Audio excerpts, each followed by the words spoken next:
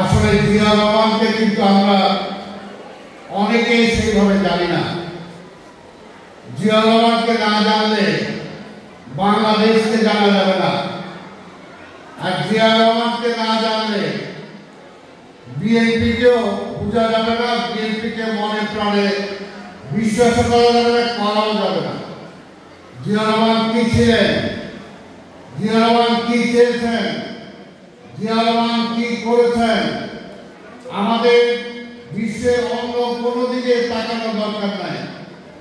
একমাত্র জিয়ার দিকে যদি আমরা তাকাই, যে জিয়া কেমন মানুষ ছিলেন, জিয়া কেমন সৎ ছিলেন, জিয়া কেমন কর্মনির ছিলেন, জিয়া কেমন দেশপ্রেমিক ছিলেন, সেইগুলো যদি আমরা জানতে পারি এবং জিয়ার সৈনিক হিসেবে আমরা যারা দাবি করি, সত্যিকার অর্থে জিয়ার সৈনিক হওয়া অনেক কষ্টের, অনেক কঠিন, বললেই জিয়ার সৈনিক হওয়া যায় না।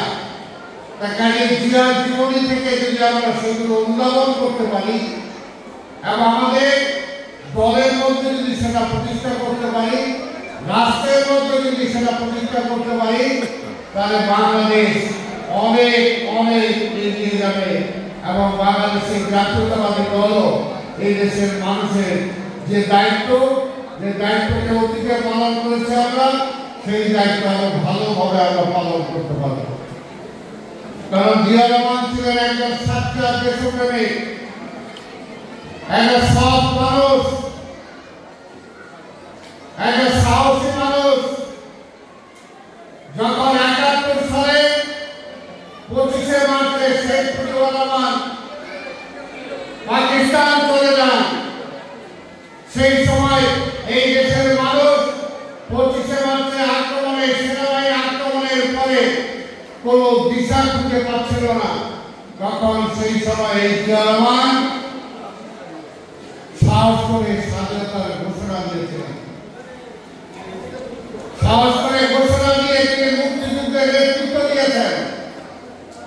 আবার যুদ্ধ পরবর্তী সময়ে যখন ৭২ থেকে ৭৫ দেশ চলছিল না, এই দেশের মানুষ না খেয়ে মারা গিয়েছে, এই দেশের শিক্ষা করে কোনো পড়াশোনা ছিল না, এই দেশে কোনো ব্যবসা বাণিজ্য ছিল না, সেনাবাহিনীর মধ্যে ডিসিপ্লিন ছিল না, কাউন্টার চলছিল। সেই অবস্থায় আওয়ামী লীগ যখন একটা ব্যর্থ রাজনৈতিক দল হিসেবে প্রতিষ্ঠা পেয়েছিল, তখন এই দেশের মানুষ ৭৫-এর ৭ই নভেম্বরের বিপ্লবের পরে শহীদ জিয়াকে ঘটনায় বসেছিলেন। আজকে সরকার সংস্কারের কথা বলে, সংস্কারের কথা বলে ৮ মাস পার হয়ে গেছে, এখন পর্যন্ত কিছুই করতে পারেন না, কিছুই করতে পারেন নাই।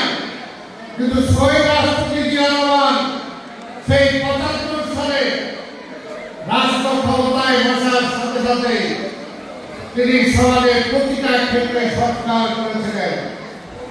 যে মানুষ না খেয়ে মারা গিয়েছে তার মুখে অন্ন তুলে দিয়েছেন, যার পরনে বস্ত্র ছিল না তার বস্ত্রের ব্যবস্থা করেছিলেন, চাকরি বাকরি ছিল না তাদেরকে চাকরির ব্যবস্থা করেছেন, শিল্প কলকারখানা সব বন্ধ হয়ে গিয়েছিল, সকল শিল্প কলকারখানা জিয়া রহমান চালু করেছিলেন।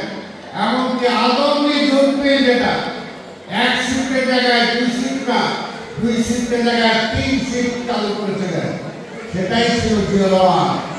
রাজনীতি নিষিদ্ধ করে দিয়েছিল শেখ মুজিব, মার্শাল গঠন করেছিল, রাজনৈতিক দল নিষিদ্ধ ছিল। তখন মানুষ এই রাজনৈতিক দলরা আন্ডারগ্রাউন্ড পলিটিক্সে চলে গিয়েছিলেন, হাতে অস্ত্র তুলে দিয়েছিলেন। জিয়া রহমান সেই রাজনীতিকে আবার ফিরিয়ে দিয়েছিলেন, এই আওয়ামী লীগের পুনর্জন্ম দিয়েছিলেন জিয়া রহমান, রাজনীতিবিদদেরকে রাজনীতি ফিরিয়ে দিয়েছিলেন। তাই জিয়া রহমান এমন কোন সেক্টর নাই যে সেক্টরে জিয়া রহমানের অবদান ছিল। কৃষি সেক্টরে বাম্পার উৎপাদন করেছেন তিনি,